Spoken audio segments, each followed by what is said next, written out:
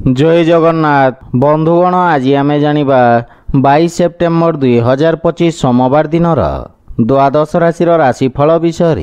एही दैनिक राशिफल चंद्रंक गोचर गणना को नहीं आधारित एवं चंद्रंक गोचर गणना आम जीवन में बहुत प्रभाव पकई थाए। तो आसंतु सर्वप्रथमे जानिबा आजिर तिथि और राशि नक्षत्र विषय। आज हेउची 22 सेप्टेम्बर 2025 सोमवार आश्विन कृष्ण पक्ष प्रतिपदा रात्र 2:56 गते द्वितीया।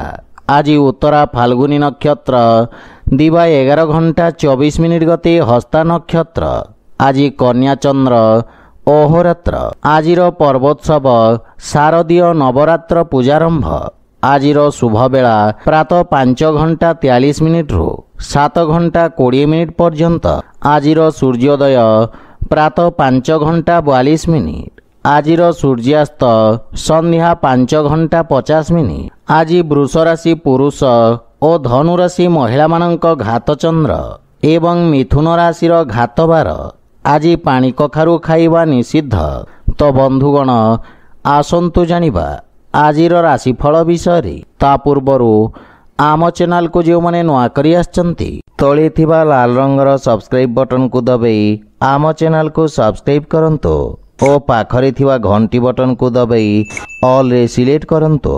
काहेकि ना आमे अपलोड करिथिबा प्रत्येक वीडियो रो नोटिफिकेशन आपण सर्वप्रथमे पाई परिबे। तो प्रथमे जानिबा मेष राशि विषय। चंद्रदेवंक आपणंक षष्ठ भाव रे गोचर आपणंक खर्चरे वृद्धि करिब, किंतु आपण निज बुद्धिबल और कौशल बल रे समस्त लक्ष्य को प्राप्त करिबारे सफल हेबे। आपणंक किछि गुप्त शत्रु आपणंक छविर क्षति करिबार प्रयास करिबे। पुराणा बंधु मित्रंक सहित आपण देखा साक्षात करी प्रसन्नता अनुभव करिबे एवं क्यारियर क्षेत्र रे उत्तम उन्नति करिबार जोग रहिछि। कार्य क्षेत्र रे देखा दउथवा समस्या रे सुधार आसिब। बंधु मित्र और संपर्कियंक परामर्श आपणंक पई लाभदायक साब्यस्त हेब। मातुळ घर पक्षरु पूर्ण सहयोग और मार्गदर्शन प्राप्ति हेब, किंतु परिवार सदस्यंक स्वास्थ्यावस्थार विषय ध्यान रखंतु। प्रेम जीवन रे बाणीर कठोरता संपर्क रे फाट सृष्टि करि पारे। सेथिपई अनावश्यक वाद विवाद और जुक्तितर्करु आपण दूरे रुहंतु। आर्थिक स्थिति उत्तम अनुकूल रहिछि एवं स्वास्थ्यावस्था रे आपण विशेष सावधान रुहंतु। गंठी पीड़ा जनित रोगी को आराम मिलिब। आज आपण ओं नमः शिवाय मंत्र जप करंतु, शुभ फल पाइबे। वृष राशि आपणंक राशि स्थान रु पंचम भाव रे चंद्रदेवंक गोचर आपणंक रचनात्मक क्षमता को वृद्धि करिब।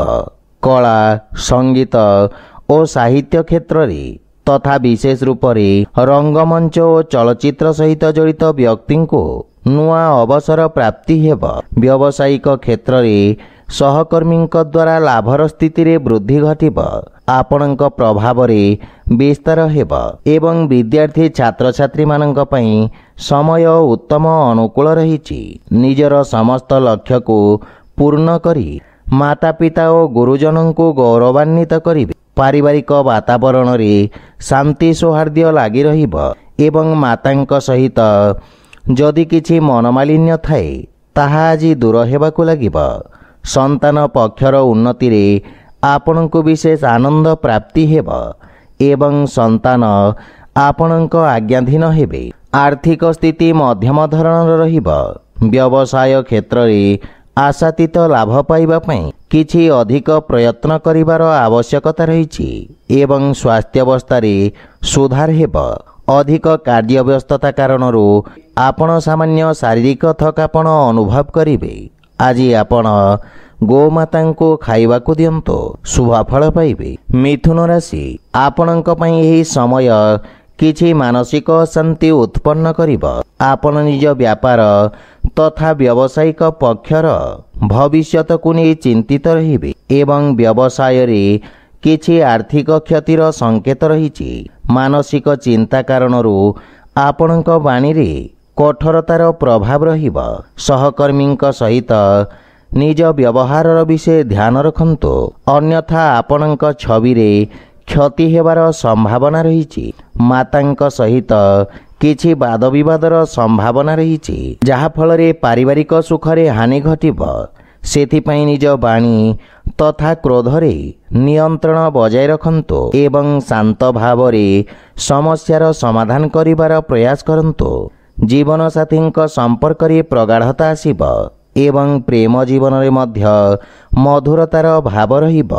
ବ୍ୟବସାୟିକ ଋଣ ପାଇଁ ପ୍ରୟାସରତ ବ୍ୟକ୍ତିଙ୍କ ପାଇଁ ସମୟ ଅତ୍ୟନ୍ତ ଶୁଭ ରହିଛି।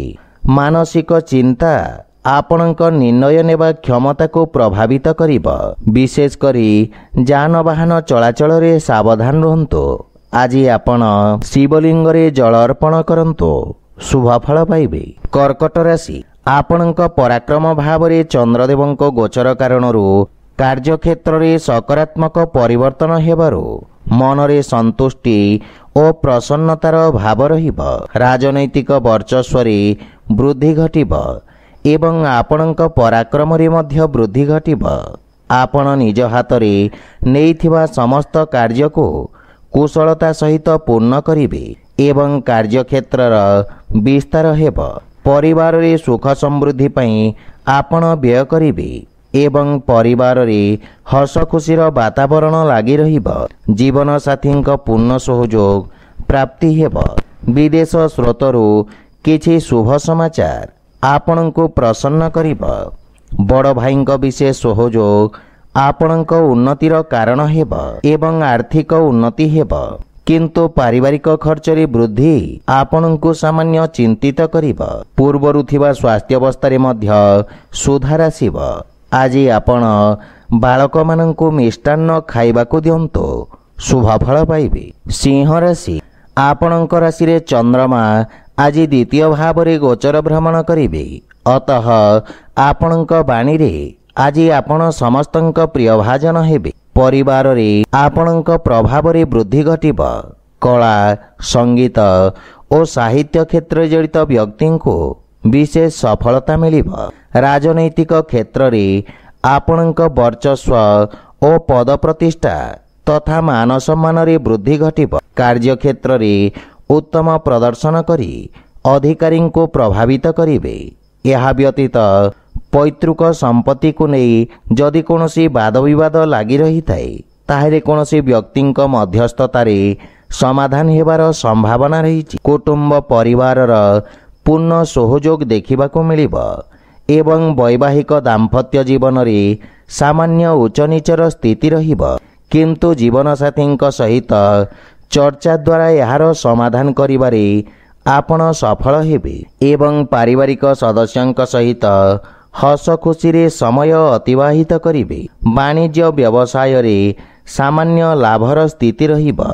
ଆଜି ଆପଣ ଭଗବାନ ବିଷ୍ଣୁଙ୍କୁ ତୁଳସୀ ଅର୍ପଣ କରନ୍ତୁ, ଶୁଭ ଫଳ ପାଇବେ। କନ୍ୟା ରାଶି, ଆପଣଙ୍କ ରାଶି ସ୍ଥାନରେ ଚନ୍ଦ୍ରଦେବ ଗୋଚର ଭ୍ରମଣ କରୁଛନ୍ତି, ଯାହାଫଳରେ ଆଜି ଆପଣ ନିଜର ଆକର୍ଷିତ ବ୍ୟକ୍ତିତ୍ୱ ଦ୍ୱାରା ସମସ୍ତଙ୍କୁ ପ୍ରଭାବିତ କରିବେ। ଆପଣଙ୍କ ବ୍ୟକ୍ତିତ୍ୱରେ ଚମକ ଆସିବ ଏବଂ ବିପରୀତ ଲିଙ୍ଗର ବ୍ୟକ୍ତି ଆପଣଙ୍କ ପ୍ରତି ଆକର୍ଷିତ ହେବେ। ଅର୍ଥାତ୍ ଆଜି ଆପଣଙ୍କ ପ୍ରଭାବ କ୍ଷେତ୍ରରେ ବୃଦ୍ଧି ଘଟିବ। ମୌଜ ମସ୍ତି ଓ ମନୋରଞ୍ଜନ ସାଧନରେ ଅଧିକ ସମୟ ବ୍ୟତୀତ କରିବେ। ବନ୍ଧୁମିତ୍ରଙ୍କ ସହିତ ଆପଣଙ୍କ ଭାଗିଦାରୀ ଅଧିକ ରହିବ ଏବଂ ଗୃହର ବୟୋଜ୍ୟେଷ୍ଠ ଅଜାଆଈ ତଥା ପରିବାର ସଦସ୍ୟଙ୍କ ପୂର୍ଣ୍ଣ ସହଯୋଗ ଆପଣଙ୍କ ଉପରେ ଲାଗି ରହିବ। ମାତା ପିତାଙ୍କ ଆଶୀର୍ବାଦ ଓ ମାର୍ଗଦର୍ଶନରୁ କାର୍ଯ୍ୟକ୍ଷେତ୍ରରେ ସଫଳତା ଅର୍ଜନ କରିବେ। ସାମାଜିକ କଲ୍ୟାଣକାରୀ କାର୍ଯ୍ୟରେ ଆପଣଙ୍କ ସହଭାଗିତା ବୃଦ୍ଧି ପାଇବ। ବାଣିଜ୍ୟ ବ୍ୟବସାୟର ସ୍ଥିତି ଉତ୍ତମ ଅନୁକୂଳ ରହିବ ଏବଂ ସ୍ୱାସ୍ଥ୍ୟ ଅବସ୍ଥା ମଧ୍ୟ ସୁଖଦାୟକ ରହିବ, କିନ୍ତୁ ଜଳର ସେବନ ଉଚିତ ମାତ୍ରାରେ କରନ୍ତୁ। ଆଜି ଆପଣ ପକ୍ଷୀଙ୍କୁ ଦାନା ଖାଇବାକୁ ଦିଅନ୍ତୁ, ଶୁଭ ଫଳ ପାଇବେ। ତୁଳା ରାଶି, ଆପଣଙ୍କ ରାଶିରୁ ଚନ୍ଦ୍ରଦେବଙ୍କ ଦ୍ୱାଦଶ ଭାବରେ ଗୋଚର ଆପଣଙ୍କ ଅନାବଶ୍ୟକ ଖର୍ଚ୍ଚରେ ବୃଦ୍ଧି କରିବ।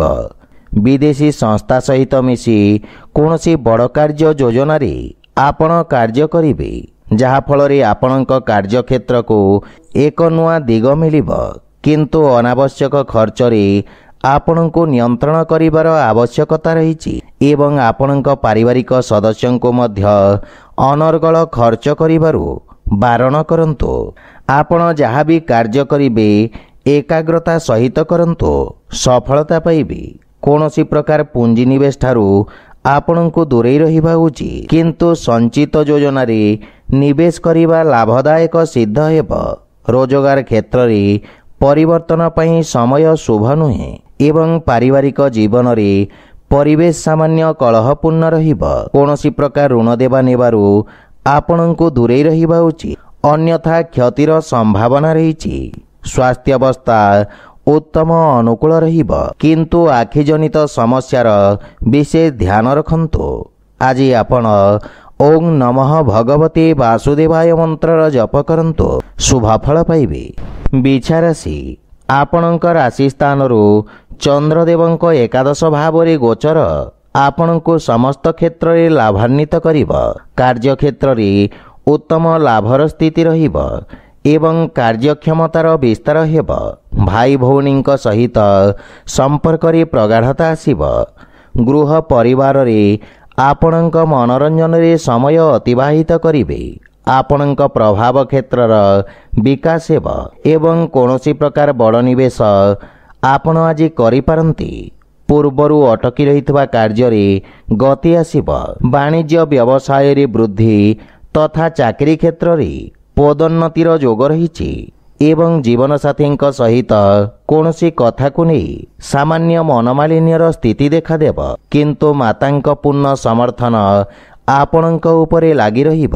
ପାରିବାରିକ ବାତାବରଣ ସୁଖଦ ରହିବ, କିନ୍ତୁ ଆପଣଙ୍କ କାର୍ଯ୍ୟବ୍ୟସ୍ତତାରେ ବୃଦ୍ଧି ଘଟିବ ଏବଂ ପ୍ରେମ ଜୀବନରେ ନୂଆ ଉର୍ଜାର ସଞ୍ଚାର ହେବ।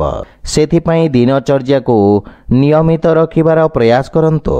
ଆଜି ଆପଣ ଶିବଲିଙ୍ଗରେ ବେଲପତ୍ର ଅର୍ପଣ କରନ୍ତୁ, ଶୁଭଫଳ ପାଇବେ।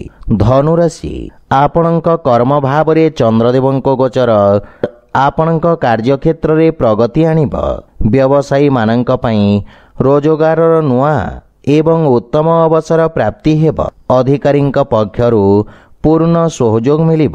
ରାଜକୀୟ ପକ୍ଷରେ ଜଡ଼ିତ ବ୍ୟକ୍ତିଙ୍କୁ ଆର୍ଥିକ ଲାଭ ମିଳିବ। ନୂଆ ବ୍ୟବସାୟର ପ୍ରାରମ୍ଭ ପାଇଁ ସମୟ ଅତ୍ୟନ୍ତ ଶୁଭ ରହିଛି। ଆପଣଙ୍କ ବିଚାର ତଥା କ୍ରାନ୍ତିକାରୀ ଭାବନା ଆପଣଙ୍କ କାର୍ଯ୍ୟକ୍ଷେତ୍ରରେ ଉତ୍ତମ ପରିଣାମ ପ୍ରଦାନ କରିବ।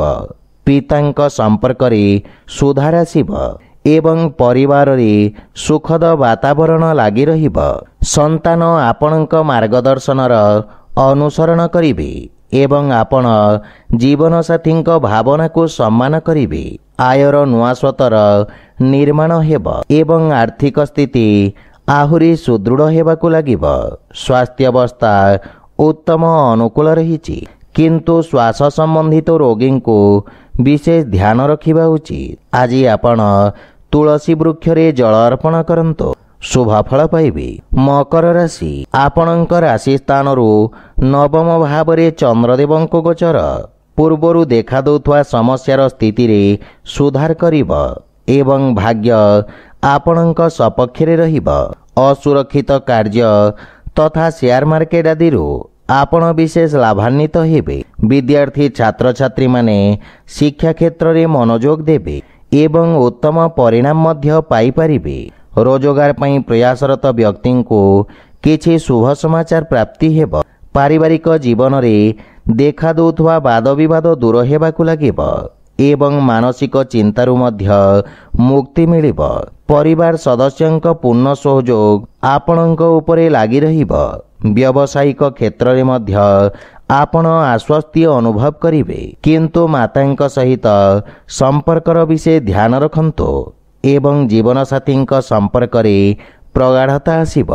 ଆର୍ଥିକ ନିବେଶ କ୍ଷେତ୍ରରୁ ଆକସ୍ମିକ ଲାଭର ପ୍ରବଳ ଯୋଗ ରହିଛି, ଯାହାଫଳରେ ଆପଣଙ୍କ ଆର୍ଥିକ ସ୍ଥିତିରେ ସୁଧାର ଆସିବା ସହିତ ଆର୍ଥିକ ସ୍ଥିତି ଆହୁରି ମଜବୁତ ହେବାକୁ ଲାଗିବ ଏବଂ ଆପଣଙ୍କ ସ୍ୱାସ୍ଥ୍ୟ ପକ୍ଷ ମଧ୍ୟ ମଜବୁତ ରହିଛି। ଆଜି ଆପଣ ହନୁମାନ ଚାଳିଶାର ପାଠ କରନ୍ତୁ, ଶୁଭଫଳ ପାଇବେ। କୁମ୍ଭ ରାଶି, ଆପଣଙ୍କ ଅଷ୍ଟମ ଭାବରେ ଚନ୍ଦ୍ରଦେବଙ୍କ ଗୋଚର କାରଣରୁ ଆପଣଙ୍କୁ କାର୍ଯ୍ୟକ୍ଷେତ୍ରରେ କିଛି ସମସ୍ୟାର ସାମ୍ନା କରିବାକୁ ପଡ଼ିବ, କିନ୍ତୁ ସାମାଜିକ କାର୍ଯ୍ୟକ୍ଷେତ୍ରରେ ଆପଣଙ୍କ ଯୋଗଦାନ ଆପଣଙ୍କ ପ୍ରଭାବ କ୍ଷେତ୍ରରେ ବୃଦ୍ଧି କରିବ ଏବଂ ବିପରୀତ ପରିସ୍ଥିତିରେ ମଧ୍ୟ ଆପଣଙ୍କ କାର୍ଯ୍ୟ କରିବାର କ୍ଷମତା ଆପଣଙ୍କ ସହକର୍ମୀମାନଙ୍କୁ ପ୍ରଭାବିତ କରିବ।